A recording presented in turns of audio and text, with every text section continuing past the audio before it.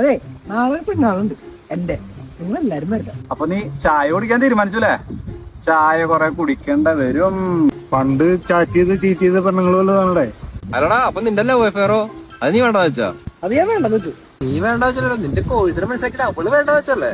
എന്താ നിന്റെ ഉദ്ദേശം? 12 വയസ്സായിട്ട് പെണ്ണായിട്ടുള്ള ഉദ്ദേശം ഒന്നുമില്ല. എടാ, നാട്ടുകാരും വീട്ടുകാരും കൂട്ടുകാരും ബന്ധുക്കളും എന്തെങ്കിലും എന്ന് പറഞ്ഞിട്ട് വരാനുണ്ട്. ഇത് നിങ്ങളോട് തുടങ്ങലട്ടോ. ഞാൻ നടക്കണ കണ്ടിട്ടേ കഷ്ടപ്പെട്ട് പറഞ്ഞു. എടാ, സിംഗിൾ ലൈഫ് ഉണ്ടല്ലോ, സുഖാണ് മോനെ.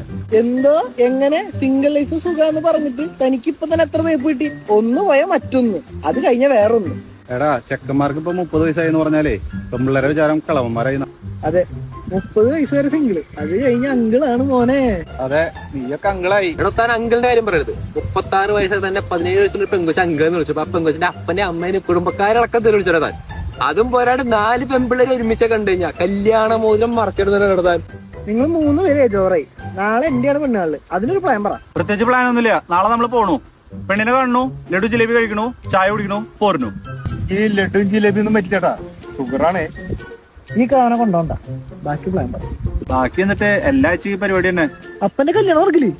ഇല്ലല്ലോ, അതിനു മുമ്പ് അവര് നിന്നെ കുറിച്ച് അന്വേഷിക്കും. അപ്പൊ നിന്റെ സ്വഭാവം അവർക്ക് മനസ്സിലാവും. അതോടി കല്യാണം മുടങ്ങും. അപ്പന്റെ ഭാവി അത് നിന്റെ ഭൂതം കൊണ്ടുപോയി.